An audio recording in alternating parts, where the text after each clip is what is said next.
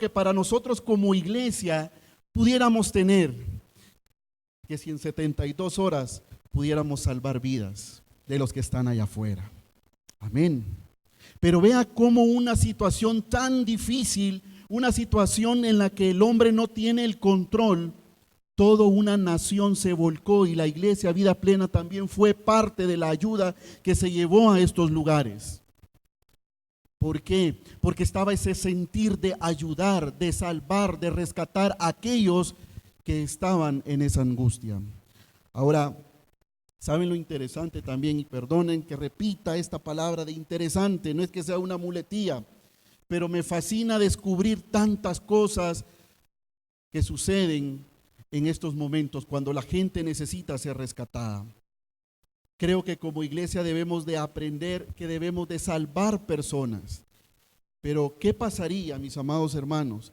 ¿Qué pasaría si hoy, en esta mañana, nos comenzamos a desafiar que en las próximas horas debemos de salvar vidas? Salvar vidas, no solo físicamente, sino también en esa vida espiritual que cada uno de nosotros tenemos. Yo creo que poco a poco las iglesias nos estamos acomodando, ¿no?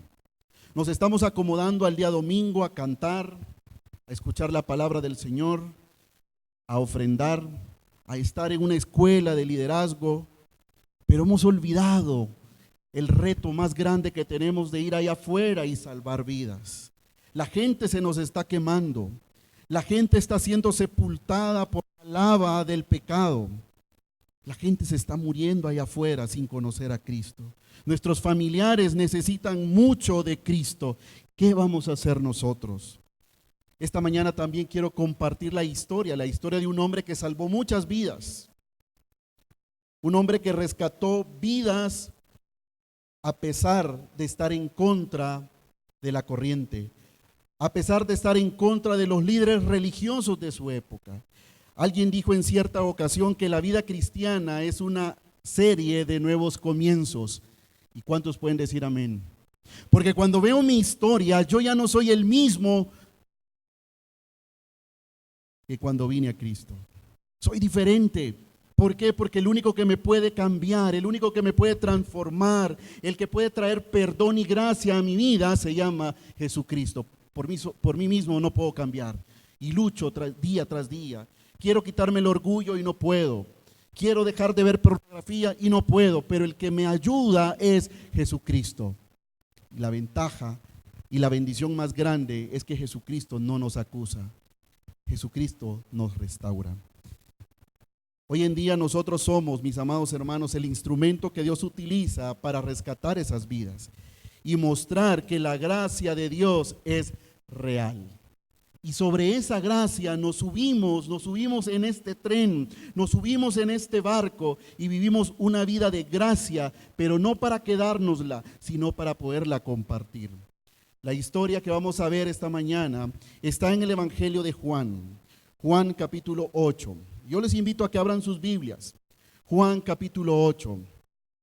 Y realmente este relato ha sido tan controversial en el sentido que muchos dicen que no formaba parte del texto original del Evangelio de Juan, sino que fue agregado posteriormente cuando los escritos se fueron compilando para tener la copia que hoy por hoy tenemos. Pero ese no es el detalle que vamos a estudiar esta mañana. Vamos a estudiar cómo el poder de la gracia y el perdón de Jesucristo se manifiesta en aquellos que fallan o en aquellos que fallamos. Jesús, es interesante también, mis amados hermanos, que Jesús no trata a la ligera el pecado. Y eso es lo que el pasaje nos va a enseñar. Jesús no trata a la ligera el pecado porque siempre ofrece una oportunidad a los pecadores de una segunda oportunidad. Jesús no se apresura para emitir su juicio. Jesús no corre para acusarnos, sino que Él se toma el tiempo para darnos una segunda oportunidad. Yo pregunto, ¿cuántos de los que estamos aquí somos parte de esa bendición de tener una segunda oportunidad? cuántos Jesús nos sacó de ese lugar, cuántos nos transformó, nos ha hecho diferentes. Y aquí estamos. Aquí estamos con gozo, con familias transformadas, con vidas transformadas, porque Jesús lo hizo por nosotros en la cruz. Amén. Y vean lo que dice el pasaje. Juan capítulo 8, verso 1. Y Jesús se fue al monte de los olivos.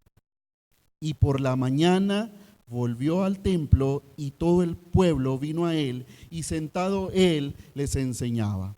Ve qué interesante esto también, mis amados hermanos, porque vemos en un contexto en el que Jesús ya está ¿a dónde? Según lo que nos dice el texto. Vea, y Jesús se fue al monte de los olivos. ¿A dónde está el monte de los olivos? Jerusalén, ¿sí? Y por la mañana volvió al templo. ¿Dónde está el templo? En Jerusalén. Y todo el pueblo vino a él y sentado él les enseñaba. La característica de Jesús, interesado en las personas. Y sabe que me gusta mucho porque, y solo voy a hacer un paréntesis, porque el versículo inicia y por qué nos dice que Jesús se fue al monte de los olivos. No se nos dice el por qué, pero podemos entender que el monte de los olivos era un monte que Jesús utilizaba para orar. Y recuérdese que en los versículos anteriores, en el capítulo 7 y especialmente los últimos versículos, los líderes religiosos, el Sanedrín, había hecho el primer intento para poderlo capturar, para poderlo apresar y poder acusarlo. Fue un tiempo muy difícil para Jesús. Por eso es que dice que se va al templo, al monte de los olivos, posiblemente a descansar, a orar, pero hubo un tiempo en el que Jesús se tomó. No sabemos qué tiempo pasó cuando él descendió del monte de los olivos y llega a la mañana al templo y dice que todo el pueblo vino a él. La gente interesada en escuchar las palabras de Jesús. Y dice que él estaba sentado. Pienso que ese es un momento en el que Jesús estaba disfrutando el momento de enseñar a las personas. Las personas estaban ahí atentas. Las personas buscaban a Jesús porque eran palabras de vida eterna que él estaba enseñando. Pero vean lo que pasa. Versículo 2.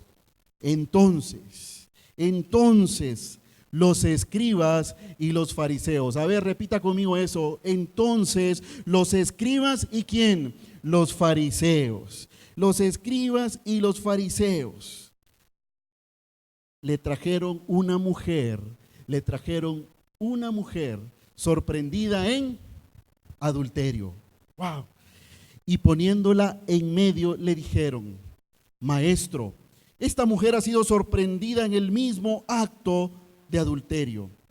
Y en la ley nos mandó Moisés apedrear a tales mujeres. Tú pues, ¿qué dices? Vean en la comodidad que Jesús estaba, ¿no? Jesús está enseñando sentado con las personas, seguramente algunos de ellos haciéndole preguntas a Jesús.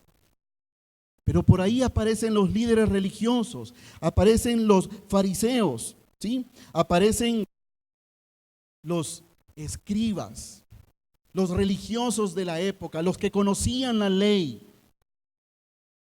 Y entre ellos llevaban a una mujer que seguramente era una mujer judía, era una mujer de su propio pueblo, y la llevan porque la sorprendieron en adulterio.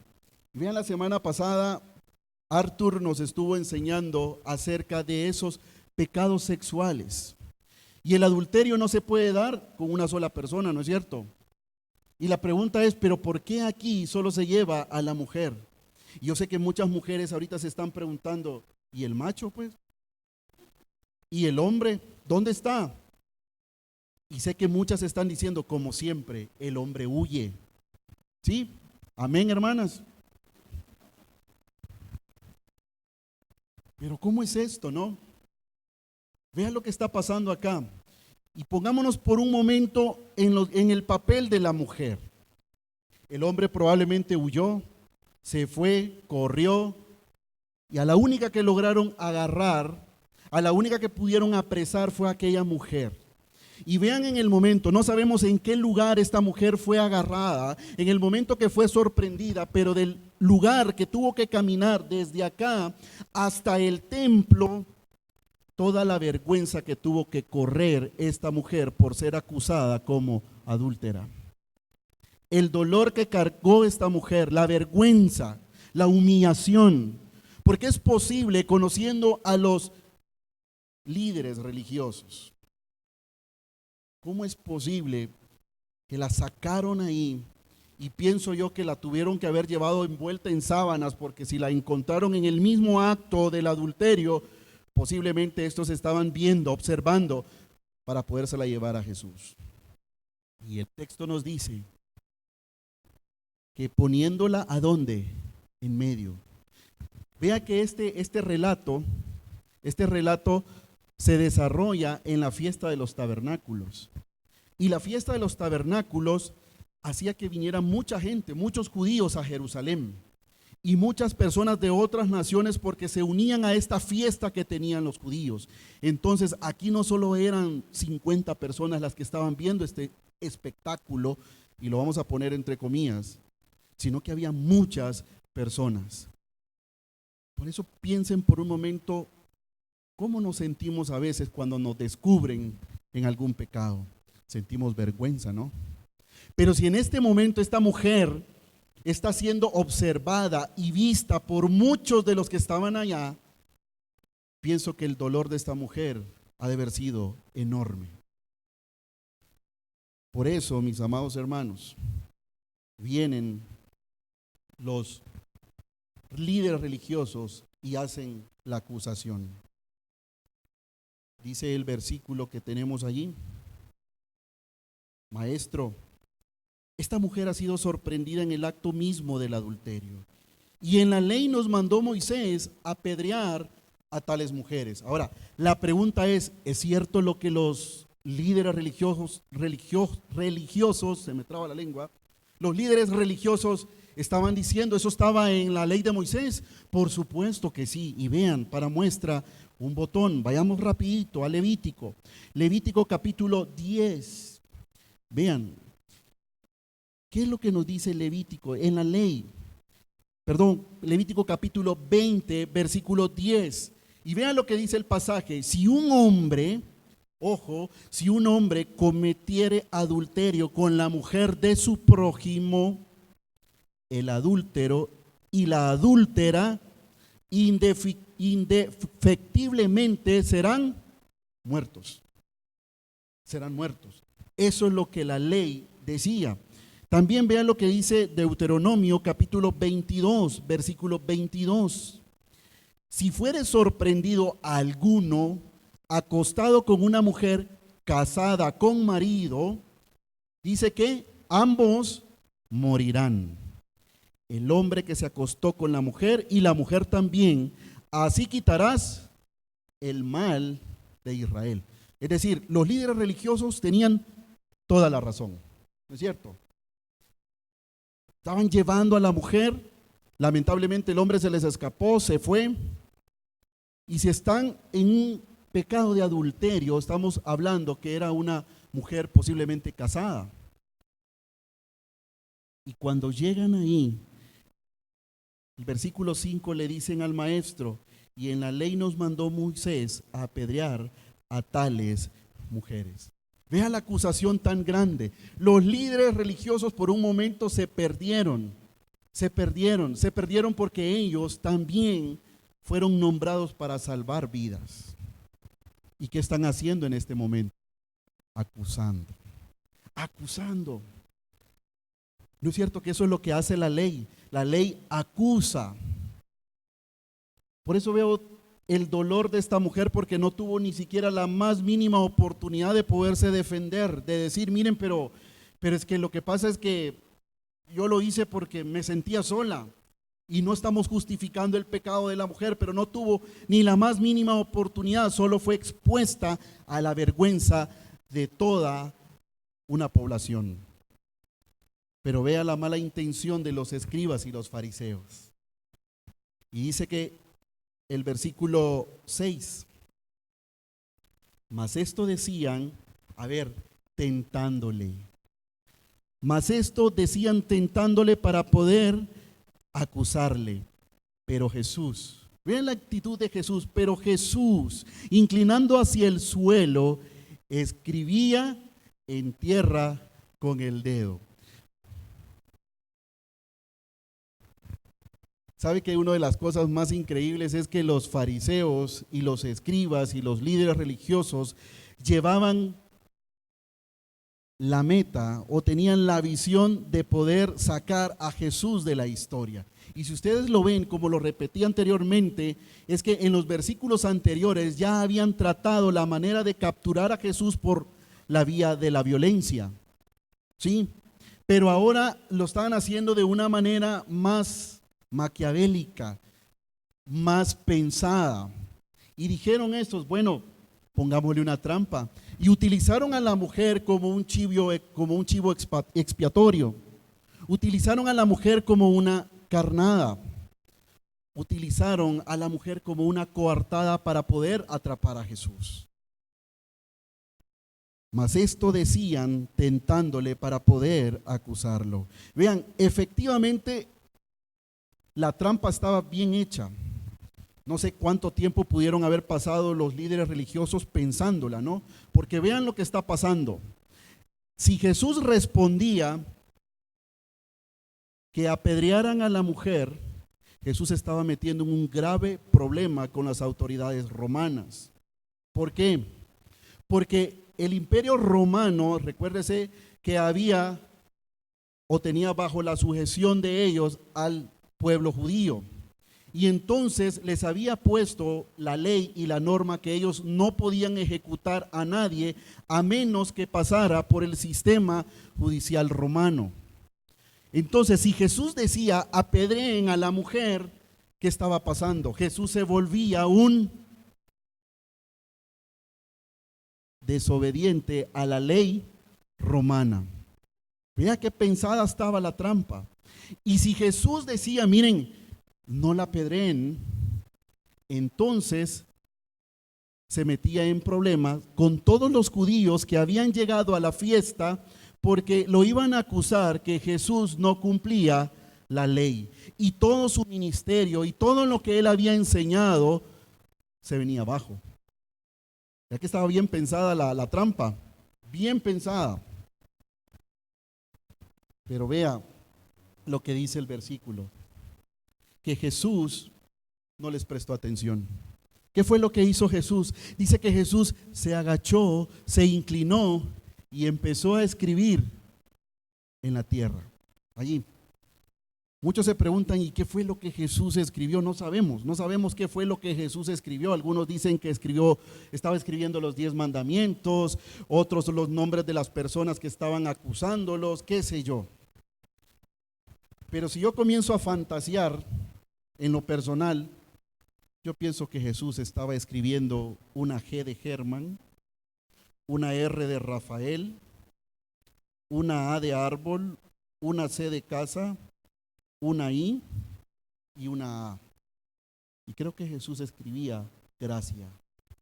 Era lo que Jesús estaba escribiendo. En mi manera de fantasear, pues, el texto, no estoy diciendo que eso estaba escribiendo Jesús ahí. Pero pienso que Jesús comenzó a escribir gracia, gracia. Y vea la respuesta de Cristo, versículo 8, vamos a ver 7. Y como insistieran en preguntarle, vean los líderes religiosos, estaban insistiendo, ¿la apedreamos sí o no? Jesús toma una decisión.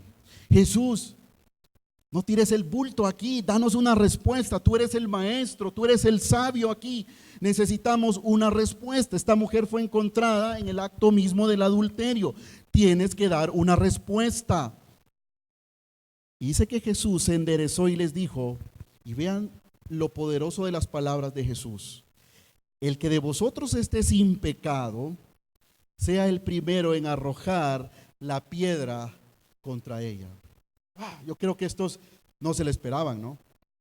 No se esperaban que Jesús fuese a tomar una respuesta como esta, una respuesta que les dio un giro de 360 grados a lo que ellos esperaban.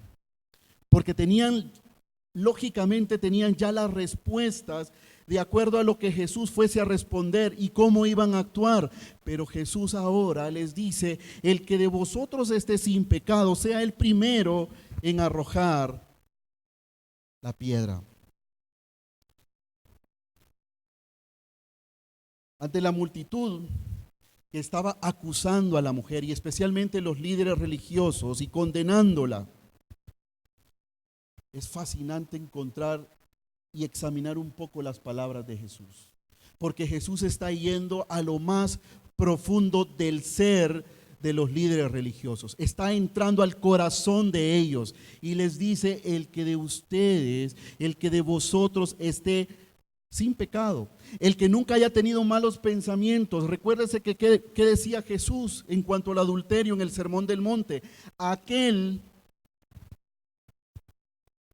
que piensa simple y sencillamente o codicia a una mujer en su pensamiento, ya adulteró.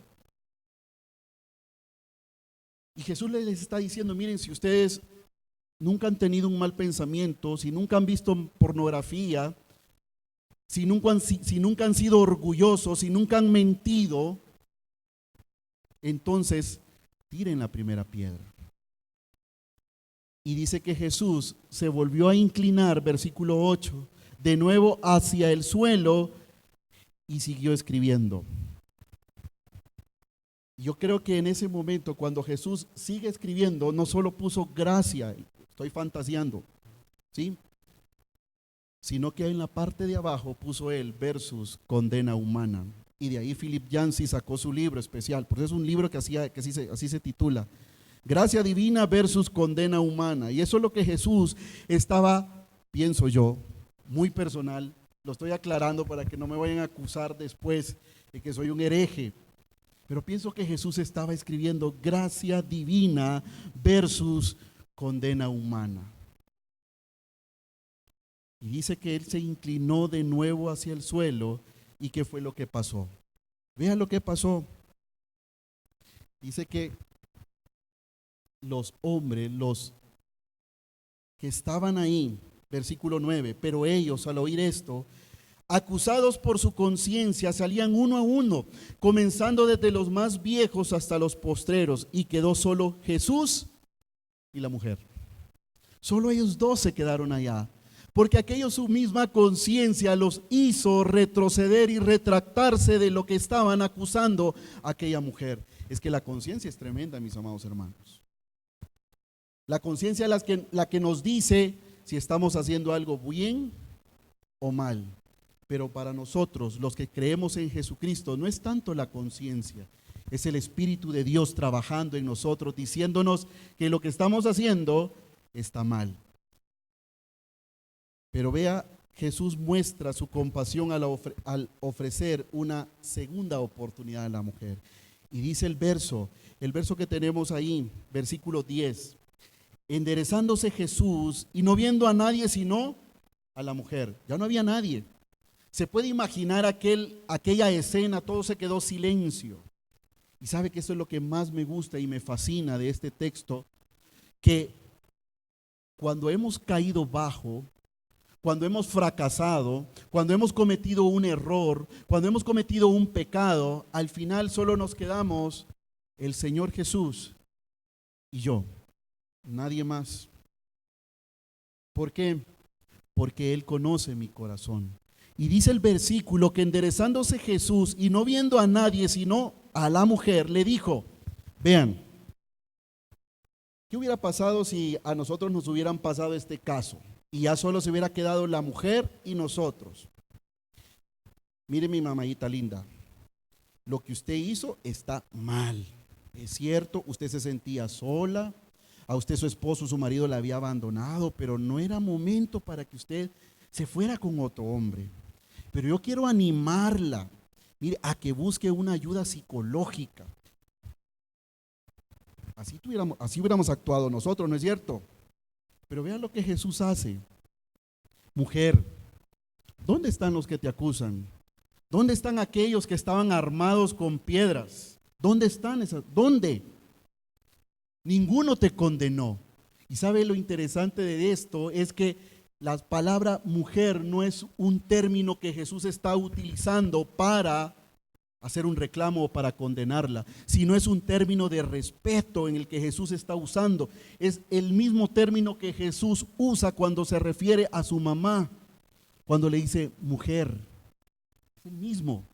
Jesús está dándole el lugar que le corresponde a aquella mujer con un pecado tan público que se hizo en ese momento. Mujer, ¿dónde están los que te acusaban? Ninguno te condenó. Y dice el versículo 11, ella dijo, ninguno, Señor. Entonces Jesús le dijo, vea, ni yo te condeno, ni yo te condeno. Vete y no peques más. Qué fascinante, ¿no? La gracia de una manera evidente viéndolo en este versículo. Aquel Jesús que pudo haber condenado a la mujer. Y Jesús no estaba aprobando, por supuesto, el pecado del adulterio. Todo lo contrario, Jesús está restaurando una vida, perdonando una vida, porque para eso vino Jesús. Él no vino para condenar al mundo, sino para que el mundo fuese salvo por él. Y de eso somos nosotros, producto de esa salvación, de ese sacrificio en la cruz. De los que estamos acá, hemos sido perdonados. ¿Cuántos estuvimos en algún momento de nuestra vida tirados allí, donde nadie creía en nosotros, que jamás íbamos a cambiar? Pero Jesús nos levantó y nos dijo, levántate, vete, no peques más, una nueva oportunidad para tu vida. Es que eso es lo maravilloso del Señor Jesús. Esa es la gracia que nos permite salvar a las personas. Vemos a un Jesús salvando a una mujer de ser lapidada, de personas que la estaban acusando, de líderes religiosos que conocían que debían amar a Dios, pero también amar al prójimo. Pero por un momento se les olvidó amar al prójimo. ¿Y sabe por qué se les olvidó? Porque su mente estaba tan metida en lo que debían hacer otros y no ellos. Y sabe una cosa, este pasaje tiene tantas cosas que nos pueden enseñar. Y es un desafío caer en una trampa. Porque a veces nos vemos como la mujer, ¿no? Nos vemos como la mujer que hemos sido rescatados, que hemos sido perdonados, y qué bueno. O a veces nos vemos como Jesús, ¿no? Restaurando vidas, ayudando a otros, salvando a otros. Pero ¿sabe qué es lo más complicado en este pasaje? Es cuando nos comenzamos a ver como escribas o como fariseos. No, no puede ser. ¿Sí? ¿Quiere que se lo demuestre? ¿Sabe que en nuestra vida, nosotros, todos los que estamos acá, a veces andamos cargados de piedras, ¿no? Mire, y siempre andamos buscando a quién tirarle la piedra. ¿Por qué? Porque como seres humanos nos gusta juzgar, ¿sí? Y tenemos una buena puntería, ¿no? Y a veces decimos, bueno, ahí viene el esposo de la aquella, ¿ven? Y ella no sabe que la ha engañado. Qué hombre más hipócrita. Estamos tirando la piedra, ¿cierto? ¿Cierto? Eso es lo que hacemos. Y ahí están las piedras, ¿sí? Pero de repente venimos a la iglesia y tenemos un arsenal de... Andamos tan armados porque esa es nuestra vida. Vamos a ver de qué va a predicar el pastor ahora, ¿sí? Y comenzamos a condenar, comenzamos a emitir juicio, a ver qué va a decir, ¿no? Estamos tan listos, listos para atacar.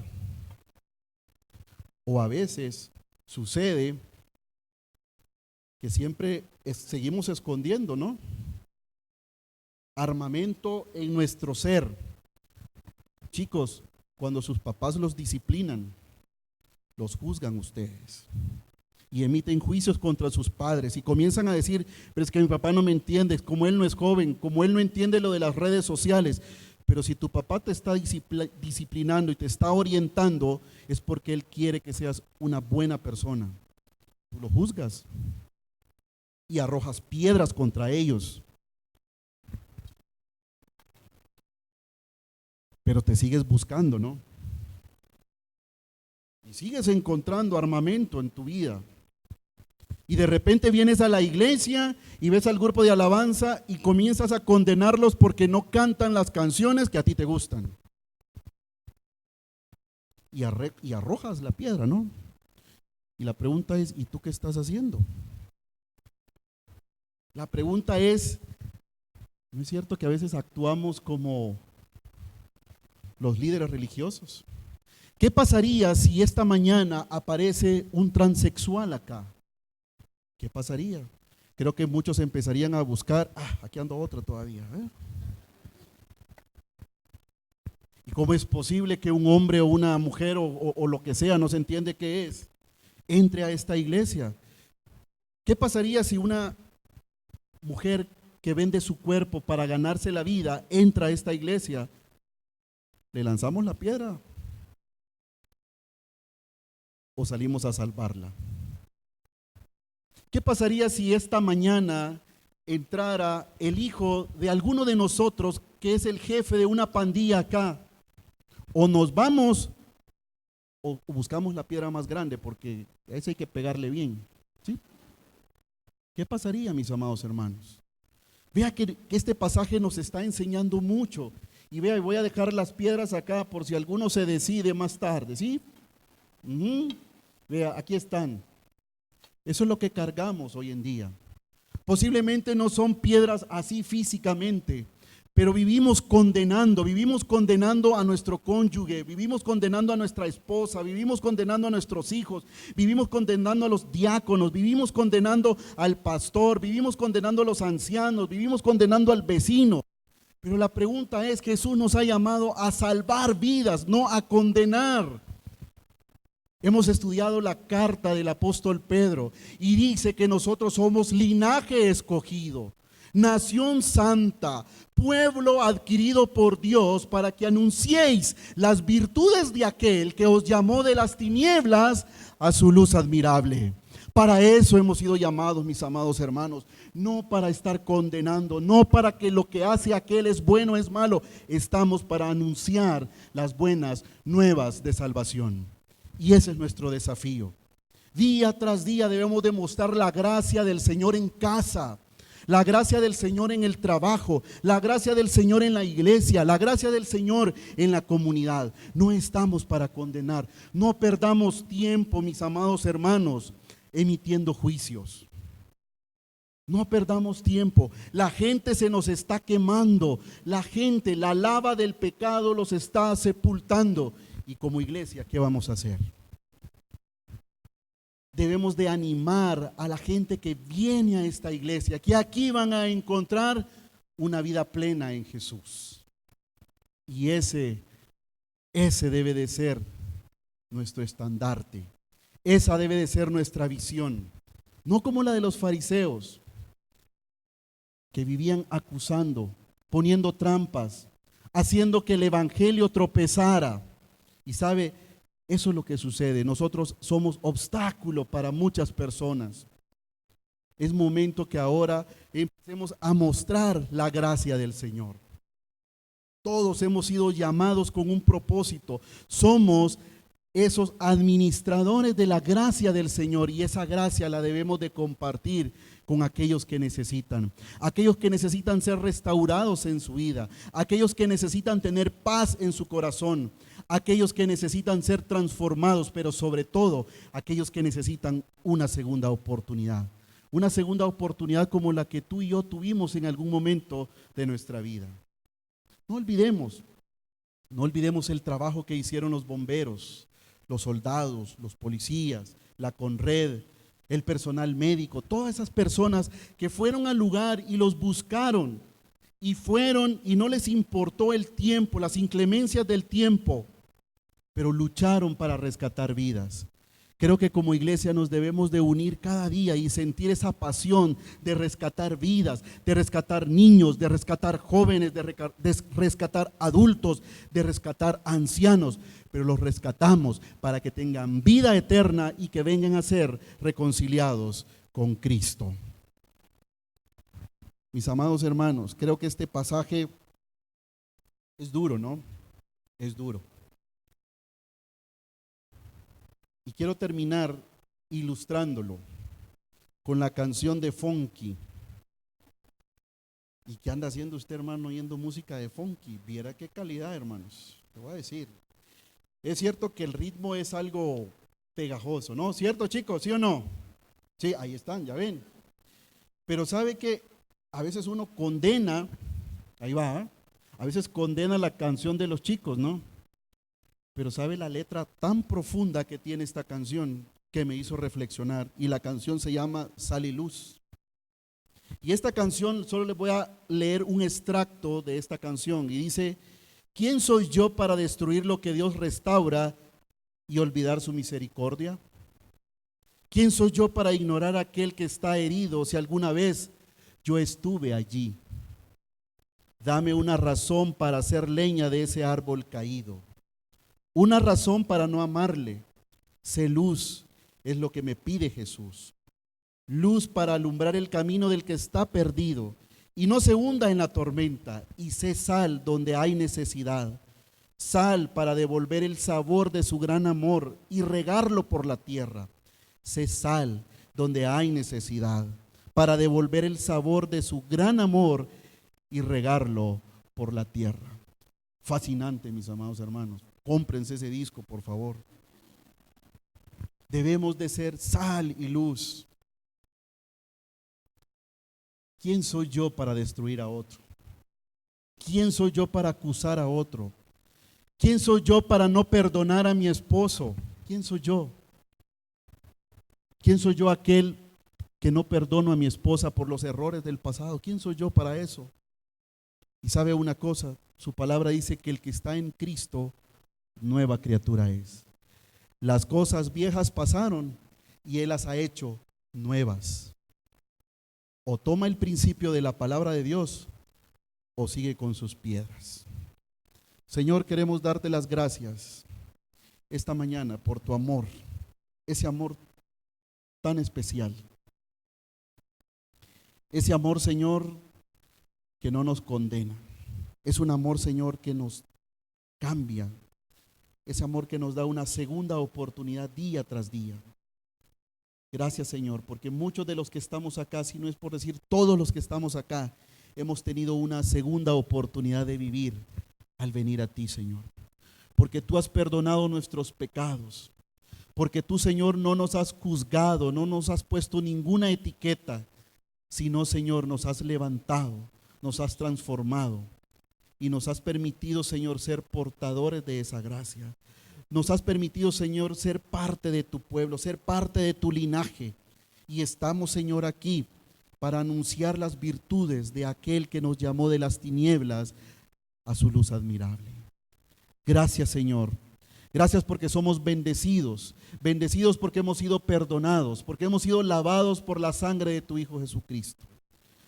Y yo esta mañana quiero pedirte, ahí donde estás orando, si hoy es un momento que tú necesitas una segunda oportunidad en tu vida, hoy es el momento que le des el tiempo a Jesucristo y puedas entregar tu vida delante de Él. Hoy es el momento. Si hoy es el momento también de entregarle tus piedras, todo lo que te está cargando, es momento de que tires esas piedras y dejes de juzgar a tu familia, a tus padres, a tu cónyuge, a tu jefe. Es el momento de mostrar la gracia del Señor. Ahí donde tú estás, dile: Señor, quiero descansar en ti. Señor, quiero mostrar la gracia, quiero seguir siendo un portador de la gracia tuya. Quiero salvar vidas. Quiero encontrar personas que tengan una segunda oportunidad de vivir. Y Señor, úsanos en gran poder. Y aquellos que oraron, Señor, en esta mañana pidiéndote ese descanso en ti, que tú puedas obrar en ellos. Y que tú, Padre, puedas de una manera tan especial restaurar vidas como tú lo sabes hacer. Gracias, Maestro. Gracias porque tú restauras vidas. No las destruyes ni las condenas. Agradecemos tu gracia y tu bondad. En el nombre de Jesús oramos. Amén.